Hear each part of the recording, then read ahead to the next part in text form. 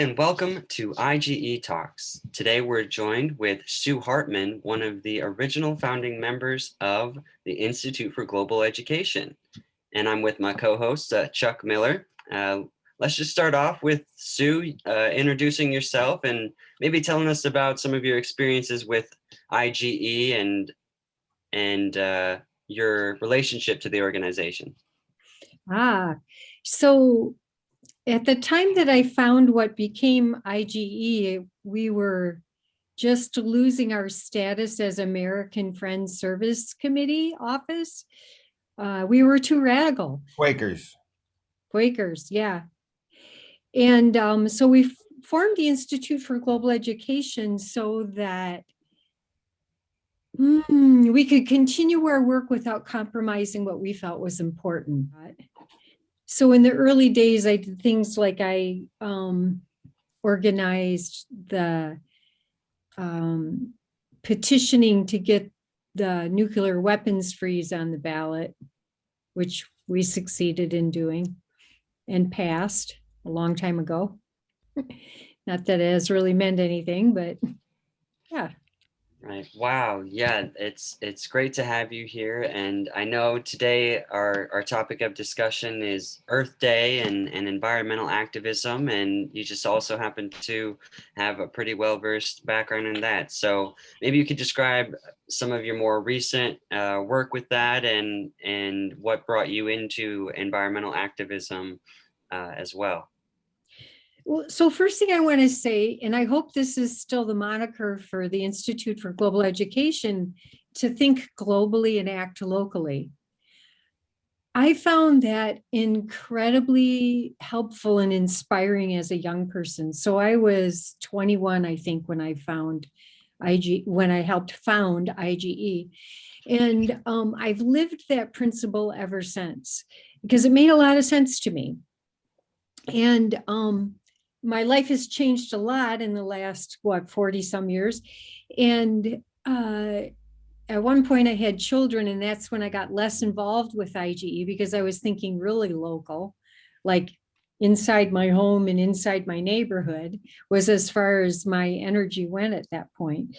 And since then, I've been involved with lots of things, some public school education, but after that, I worked for a sustainable and organic agricultural consultant right here in Grand Rapids, Phil Wheeler. He's now retired. Oh, I wow. worked for Crop Services International, and I learned a whole lot. A lot of my paradigms had to shift. I had some ideas that actually started with my education with IGE. One, I read Francis Moore LePay's book. I think it was North and South, North and South. And at that time, I became a vegetarian because the basic premise of that is that people in third world countries, especially Central and South America, didn't have access to land to grow food to eat because they were raising cattle on that land and other livestock, and then shipping that meat to the US. And I thought, well, I want nothing to do with that. And so became a vegetarian and stayed a vegetarian for about 30 years. And then about the time I started to work for Phil, and this is, I don't know, 10 or 12, maybe not that long ago, a while ago, my health tanked and I had a bunch of autoimmune diseases. So at the same time that I was learning about agriculture and good agriculture and what should be the goal of good agriculture, I was also learning about what was really healthy for our bodies to eat. And I found the paleo autoimmune protocol and have since cured, maybe just put into remission, all of my autoimmune diseases. So in my 60s, I'm healthier than I was in my 40s and 50s, which is really kind of fascinating. But that all gets down to eating nutrient-dense food that's really food for my body that doesn't cause inflammation. So I could talk for hours about just that, but I want to bring it back to the environment. So what I discovered working for Phil is that It's all about the microbes in the soil. That's Yeah. incredibly oversimplified. But as we've discovered with our own bodies, not only is our skin bathed with beneficial microbes that keeps us healthy, we are literally evolved with microbes. In fact, they say if you count the cells in any human body, 90% of them are going to have a DNA of microbes instead of my own DNA. 90% of the cells. Yeah, 10% of them are ours. And it kind of made sense to me. I was reading Sandor Kant's book about fermentation. And it was the first time evolution really made sense to me, because I kept thinking, you have a kid. I don't understand how we could evolve that fast, that I birth a child and somehow they've evolved. Well, actually, it's the evolution of the microbes that we're codependent on in our system that evolve very quickly. And that's how evolution happened. It was the evolution of this symbiotic relationship that we have with microbes. If I could, IgE is kind of an umbrella organization, sort of like human body is like a umbrella for these 90% other organisms. And IgE welcomes people like Byron Katie and DSA, and at least we try to anyway. Got to pay the rent, Yeah. I'm wondering, Sue, if you could speak more on the work you did with Phil Wheeler as a sustainable agriculture consultant, and about the local scene for sustainable agriculture. Like, do we have some really good farms around here? Or where do you think we're at with that? And what could we do as advocates and organizers to help push that farther along? Yes, that's exactly where I'm going.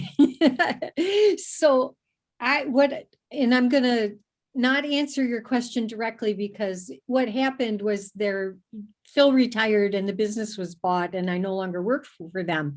But I learned quite a bit of a foundation about agriculture. And we worked internationally, consulting with people all over the world, predominantly in North America though. And so I realized that the goal of farming is to raise nutrient-dense food that's actually going to feed our bodies. And because of my own health difficulties, I had to learn to eat meat. And I went out looking for good farmers that were doing what turned out to be regenerative agriculture. And so that's where the whole circle came into being, because it turns out that one of the biggest goals of regenerative agriculture is that they regenerate the microbiome in the soil. So just like the importance of a healthy microbiome inside our own bodies, because it's part of digesting and being able to get the nutrients out of food, the microbiome in the soil it's a complex system, but it's infinitely important. So I went out looking for somebody that I could buy meat from, and I found these wonderful farmers, and I buy 95% of my food by volume at the farmer's market from farmers, besides what I raise. The other, 5 or 10% is, coffee, chocolate, lemons and limes, stuff that doesn't grow here. But for the most part, I'm able to buy really high nutrient dense food to feed my body in a healthy way right at our local farmers market. So we're really lucky. So it kind of was a culmination of working for Phil and learning about all of that. The most shocking thing that I learned with Phil is that the status of organic doesn't mean much anymore, because the multinationals have purchased up most of it and they've compromised the whole process. And the process has gotten so expensive of becoming organic certified. Take for animals, they can label chicken, for instance, as organic, but those chickens were predominantly raised inside in captivity, eating grains that were organic, but not getting the diversity and the movement and the sunlight. So so then I learned about regenerative ag and found a farm. I don't know if I should name that farm or not, but we're at the farmers market on Saturdays. Oh yeah. Which farmers market? So on Saturdays, I actually sell meat for Crane Dance Farm at the Fulton Farmers Market. And the reason why I eat their meat and work for them is because they are animal welfare certified. And that's the highest standard that there is for the care of animals. And it's like light years ahead of organic standard. And it's 100% grass-fed and finish certified. And I'm going to talk about the importance of grass for ruminant animals. And the other thing is they're regenerative. They're getting that carbon back into the soil. What we want, sequestering that carbon. So the word regenerative agriculture, it's an umbrella that almost always includes animals, livestock in the growing of it, because livestock is so important for the health of the soil. And it's not just the poop and the pee, that the waste items that regenerate the soil, it's actually the whole complex system of how the earth works.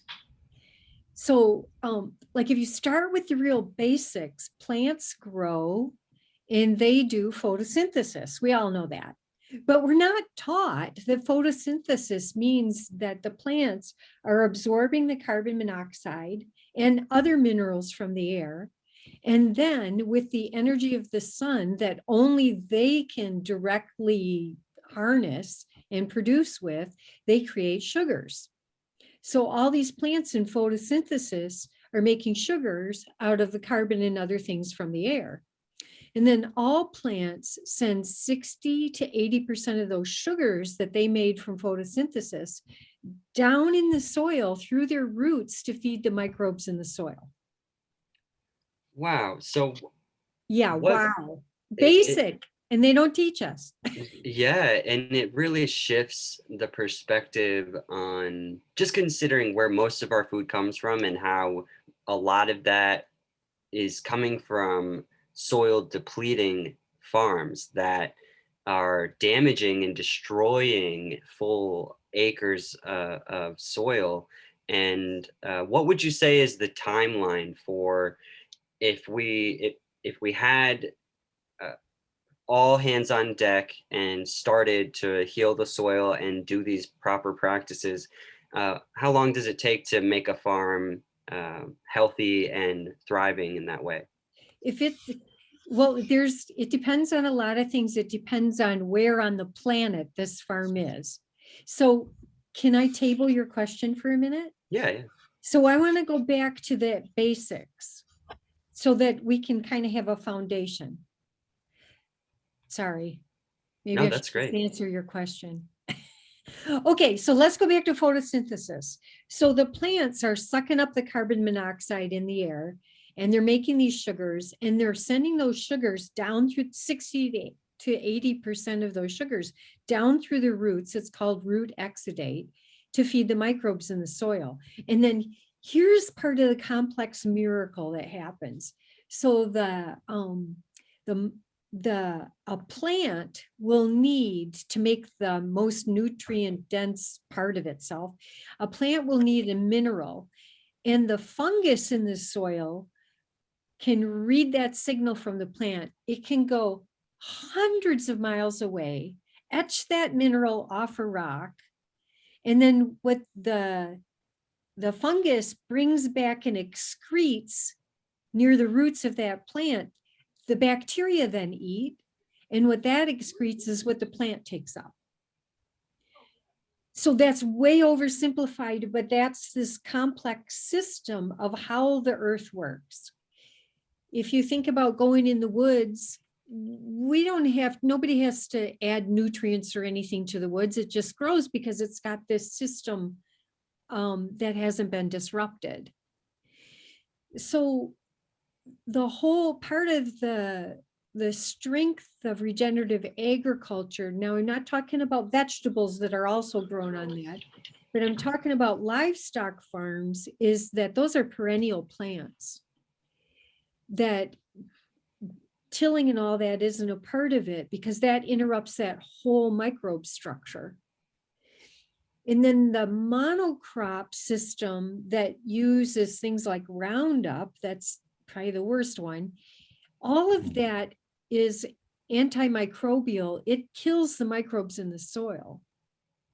So now you've got dead soil. And when you have dead soil, it doesn't have the carbon and it doesn't have the microorganisms that hold the soil together. So then when it rains, instead of holding that rain and absorbing it, the soil washes off. So not only is your soil dead, but now it's washing away. And we have darn little topsoil left in the Midwest where the buffalo used to roam. In Michigan, we have more topsoil. We've had more topsoil because of the glacial dumping here. And apparently the map that I saw, I looked at it yesterday, the bison didn't go very far north in Michigan because it was woodland. There are woodland bison, but those were up in Canada. But so when you say how long would it take to regenerate the soil on a farm, it really depends on how crapped out it is. One of the problems. Well, I think maybe we're a little more concerned about how the regeneration affects climate change worldwide, not just on one farm. Excellent. Here's another wrinkle. I don't know if there's any real answer to what there is. A deadline in the future. You know, we have plenty of deadlines in the future already, but you know what? I think I just lost my train of thought. So actually, is that there needs to be a way to measure how much good or bad you're doing. Is it possible in one day we would kind of slow down the whole process because we're getting too much carbon dioxide in the soil? That's really not a worry at this time, is it? It doesn't go, there's a normal carbon cycle that used to happen before human beings started the Industrial Revolution. We started interrupting all of that. So, and it's not carbon dioxide that goes into the soil, because remember, it's excreted through the roots as sugars. So it's complex compounds of carbon. And a lot of that and a lot of the carbon is actually in the microbes. Those are live creatures in the soil that are all carbon. All life is carbon based. So to answer your question, like, what can we do to shift for the environment, and is it measurable, and what can we say about that? I have 2 resources for listeners to look up, so to empower themselves to know. One of the more well-documented regenerative agriculture pastures in the United States that has been tested by independent people testing is called white oak pastures. They're also the ones that make the Epic bar. So a lot of people have heard of white oak, whether you put all the pieces together or not. But just as an example, one of the things that they've tested on White Oak Farm is how much carbon sequestration they get with their beef. And the independent tester basically is saying that for every pound of beef that White Oak pasture is selling, they are sequestering a net 3.5 pounds of carbon. So that's after the outgassing, because cows, as they ferment their grasses in their belly, they create methane. And that's one of the products of having ruminant animals on grass is methane. The bison also did that. In Africa, the animals are different. but they outgas too. So after the outgassing, after transportation, after processing and everything, it's been documented that White Oaks Farm is sequestering a net 3.5 pounds of carbon for every pound of beef that makes it to market. Well, That is very much the opposite of what we're hearing, that we all have to become vegetarians. It's 1:30. It's from all of the science that I've been studying, and after 30 years of being a vegetarian, thinking I was doing the best that I could for my planet, for other people, for myself, I can definitively say it's not the answer. In fact, the same people that tested the White Oak pasture beef and other products at the farm tested a couple of the fake meat burgers, like Beyond Meat or something like that. I don't know what they're called. And they were all responsible for a net 7.5 to 9.5 pounds of carbon releasing per pound. Could that be because they're still using a lot of the monocropping like farms for It's that? Completely monocropped. Yeah. well, also, I don't quite understand why the carbon sequestered is compared to the beef, as you know, because what you're growing is plants that the cows eat, and you're not growing cows in the ground. You're growing plants you feed to the cows, and then the cows go to. Well, I guess I see your point now. Sometimes you do that, you open your mouth and you know the answer. Yeah. Well, that's the connection. And in fact, I wanted to pull that up again. Wikipedia has a great thing about, what's that called? I wrote it down so I could say it the right way. The Wikipedia Great Bison Belt is a wonderful thing to read, just to get the sense of all of the bison that used to roam on this land. We now have a little bit more in numbers, a few more million cattle in the United States being raised than we used to have bison. It was like 50 million bison used to roam in the Midwest.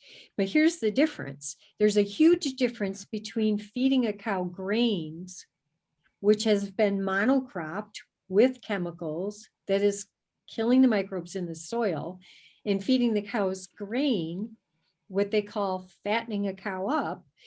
And the outgassing of that is huge. It's huge. Not only raising the grains, the outgassing is huge because you're killing the soil, but also feeding cows something that is not grasses. It's mind-boggling to me how stupid it is to do that because of the outgassings, the carbon releasing. I think it was something like for every pound of beef raised in the feedlot, fattened up with grains, is releasing 22 pounds of carbon net per pound of beef. I think that's what turned out to be. So that's a major amount of carbon that was in the soil that's now released. So this White Oak place you were talking about, are they using bison or cows? Cows. Well, actually, it's quite diverse. They've got quite a diverse livestock. There's not bison are pretty wild. And from what I understand, and I'm by no means an expert on any of this stuff, just very passionate about it. And bison are difficult to raise. They're really wild.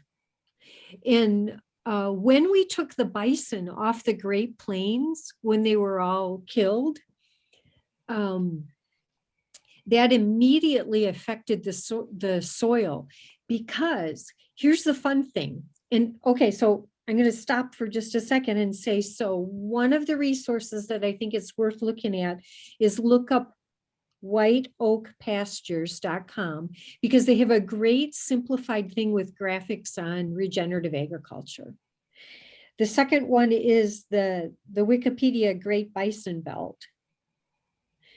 And the third resource that actually launched me into even studying regenerative agriculture is the Savory Institute. And savory is spelled just like savory taste. There's a gentleman from what was Rhodesia and is now Zimbabwe. He was a conservationist. His job was to take care of the herds of elephants and stuff like that, and to conserve the land and take care of the elephants out on, in Rhodesia in Africa. And because of a number of things that happened, they used to believe that the tall grasses, the savannas in Africa, were going away because they had too many animals. And so at some point, that was the old theory. It turns out it wasn't true. They had too few animals, and that's why it was turning into desert. So as it turns out, grasses evolved. They're not deciduous. They don't drop their leaves in the fall. Grasses evolved to be either eaten by herbivores or ruminant animals, or stomped down by them, or those grasses calcify in a year. Not so much in Michigan, we're a really humid climate, but for most of the planet, they don't get regular rainfall in grasslands. So it's really important that those rains get absorbed in. So what Alan Savory, and I don't need to say a lot of this because it's much better if you just watch his 10-minute TED Talk. But what he discovered is that you have to do planned management of grazing. Just like our human bodies are very complex. If the two of you ate the exact diet that I eat, it probably wouldn't be right for your body. You need something a little bit different than I need. Our ages are different, our health is different, our blood types are probably different, that kind of thing.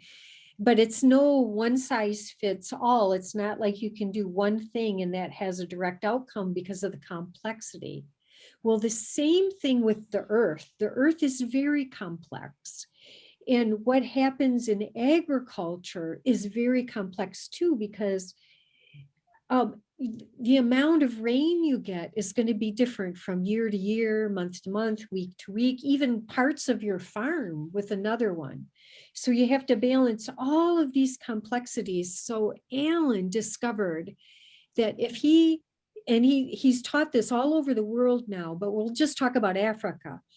He taught the farmers to mimic nature. And what happens is nature is you have these large herds of animals that trample down places like the Midwest when the buffalo used to trample it down. They would eat it and trample it flat. And the reason why these animals behave that way is because they were being chased by predators. When you take the predators away, they don't behave that way anymore. That's why they've had to put wolves, for instance, back into the national parks where they have buffalo. I mean, the whole system doesn't work unless you've got the whole complexity happening there. So people... Yeah, let me interject something about grass as opposed to grain, because I started reading up on this when I was mowing my mother's lawn, and she was using one of these services that comes by with, sprays it with feed and a herbicide. And I thought, I don't want to be around that. Let me see what I can figure out. So I was reading up on grasses, and grass is one of the. It's like a transitional thing, like if a forest burns down, the first thing that starts growing is grass, but eventually other things take over. And in humid climates, meant to be growing forever, but we do extend the life of grass on our lawns because it's one of the few plants you can cut off pieces of without harming it. In fact, it grows from the ground up, and most plants grow from the tip of the leaf up. Yeah, So exactly. if you cut those, you're cutting the youngest, tenderest, most vulnerable part of the plant. But with grass, you're cutting the old stuff off. So it's really good for it. If you want to keep a lawn, you have to keep mowing it. It also cuts down any other plants that want to grow there. Yeah. So succession, like with grass to trees, is true in a place like Michigan. We're a humid climate. Not so true in a place like the Great Plains down south or the big savannas in Africa. They actually, those lands were evolved to have large groups of animals and tall grasses. And so here's the interesting thing that Alan Savory's discovered, that if you manage your herds of livestock, because we don't have the big wild antelopes and elephants and everything anymore for the savannas in Africa, but if you manage them mimicking nature, right now, 70% of the world's tall grasslands, like in Africa and lots of places around the world, they're now desert because we've taken the animals off, and those plants calcify in a year, standing up, if they're not eaten or knocked over by animals. So they calcify and then they die. So that's been a huge amount of outgassing since the Industrial Revolution happened, and people took, well, it was before the Industrial Revolution, people took the animals off the land. But he's discovered that you can put these animals together and move them around, mimicking nature, the complexity of nature, and the tall grasses are growing back without planting and without watering. And now all of a sudden, these tribes in Africa have a way to thrive because they have enough food. So, and as far as the environment goes, on a regenerative farm or a planned management farm, like a Savory Institute farm, the water stays on the land. The grasses and stuff are knocked down, they're covering the land so it acts like a mulch. We do that in our gardens to keep the grass on the land. So it's an exciting thing. So the Savory Institute is the third thing. If you want to learn more about regenerative agriculture on a global level, how we could turn around a great deal of climate change with changing that. So as far as I'm concerned, to go back to the IGE and the Institute for Global Education and the motto, think globally, act locally. As far as I can tell, the most local I can get is self-care. And one of the things that I do 2 or 3 times a day is I eat. So that is the most potent place for me to express how I want to be in alignment with nature and solving the global climate change problem by choosing what I eat. So buying locally is really helpful just because it cuts down on transportation and the problems with burning fuels to do that. And buying at the farmer's market can way cut down on the packaging and all that kind of stuff that happens. But it's the way people farming that can cut it down. So at current, there's a number of farmers at the farmer's market, that's the one that I'm most intimate with, that are doing really good agriculture, raising really nutrient dense fruits and vegetables and livestock for our food that is having a positive effect on climate change. So, and it costs more money. Do you think that people will seek this out, or I'm just looking at the percentage of Americans who don't believe in anything, apparently. They can't swallow science, and so they just You know, I'm what is that quote? Go ahead. I decided a couple of years ago that I'm going to focus on what we can do instead of all the things that are just plain wrong. I mean, that's part of thinking globally, acting locally. I'm not sticking my head in the sand about climate deniers and science deniers, but here's what I can do. I can spend my money for food that's actually going to help the environment, that's actually going to help preservation of the soil so that we can have food for generations ahead of us. and continue to learn myself the science and teaching people. It's simple. So you did mention that it is more expensive to have these methods and to utilize it this way. Do you think that it would take either, at the very least, local protections or state level protections to help small farmers? Because I know a lot of them have gone under, have had to sell their farms to these larger companies as well. Yeah, one of the biggest problems, it's a complex thing, is but there's lots of young people that would like to farm, would like to do regenerative, and they don't have the money to buy the land. So that's the kind of thing that having the money, and if the government would have money to help young farmers get started, that would make a big difference. But the other thing, the reason why the food that's grown regeneratively costs more is because all the other food is artificially, it's supported by all of the government dollars for agriculture go to the large conglomerates that are actually hurting the environment. So I can go buy a bag of corn chips because it's artificially cheaper because they got government money to grow it. And the government money is not supporting any of the small agricultural movements. And on the other hand, do I think people will spend their dollars? Yeah, I'm watching it, because when I started shopping at the farmers market over 40 years ago, there was only one group of hippies that were raising organic food, raising nutrient dense food. And now there's dozens. There's dozens in the area that are really doing their best to try to raise nutrient dense food.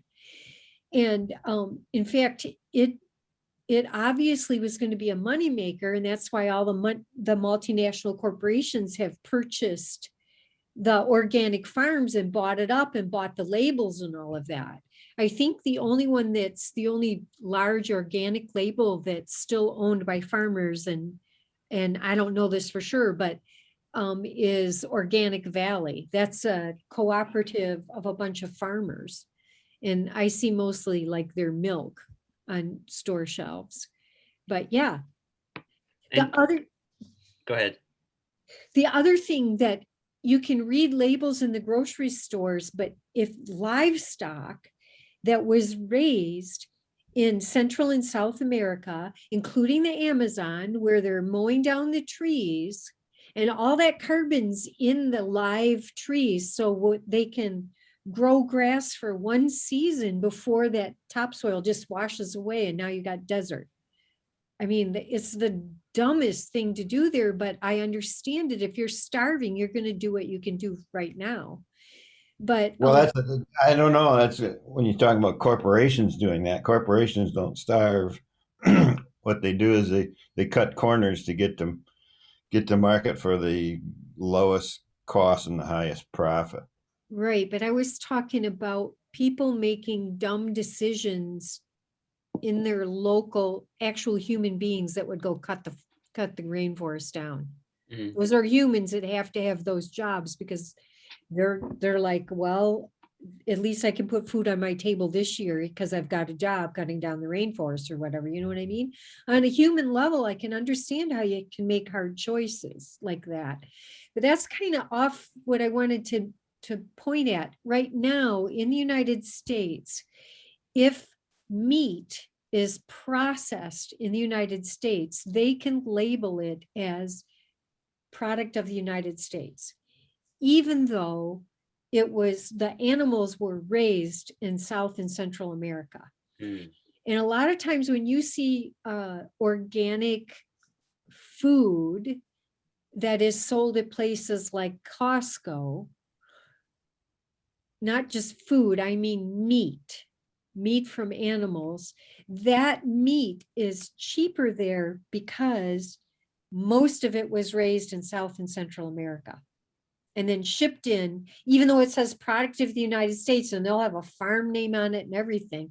That was food that was livestock that was raised elsewhere. So then there's all the transportation costs and everything. But again, I mean, it's a horrible thing for the environment. It's a horrible thing for the people that live in those countries where the food's being exported instead of feeding them, and they're not doing the best job of raising it. And probably getting paid unlivable wages as well to do it. Yep.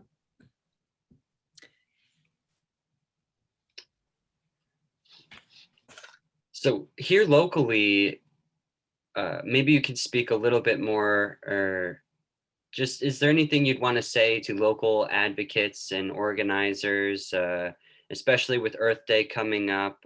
Any really cool initiatives that you've seen, or people you know of doing great work that you want to give a shout out to? Locally? Yeah, or, globally. Okay, so globally, it would be the Savory Institute, Yep. which has, in a great way, even organized the regenerative agricultural people in the United States are part of that Savory Hub. We actually have a hub here in East Lansing at Michigan State University. I have not had personal contact with them, but that's exciting that they're at MUU. And then other than that, it's all of the farmers locally that are doing a really good job. One of the fun things, now you can't do this with meat because you can't, taste raw meat at the farmer's market, but with fruits and vegetables, you can taste different people's, like taste the blueberries from this farm, that farm, that farm, that farm at the farmer's market. And the nutrient dense food is going to taste much better. And it lasts much longer. So find your local farmers. Find your local farmers. Farmers market's a great place. If you live out of the city, find the local farmers around you and take a look at what they're doing and taste their food and find out if they're using chemicals. Awesome. Well, thank you so much, Sue. It's really been a pleasure having you on to talk with us. I'm sure we could there's at least 10 other talks we could do on deep dives on like one of the 10 things you mentioned. So this has been a great resource. I'm sure it's going to be very educational. Is there anything you want to leave us with as we wrap things up? I don't think so, other than that, to really let that, think globally, act locally, be a very personal thing that you can embrace to actually support you and help you make decisions. And where you thanks spend for your food. providing us with information so we can hopefully make good decisions. Yeah, you're welcome. I'm at the farmer's market every Saturday and I talk to total strangers, even if they didn't know they were going to get roped into this. Mm-hmm. They go to the farmer's market and I'm teaching them about carbon sequestration. That's awesome. Well, thank you so much. You're welcome. Thanks for having me.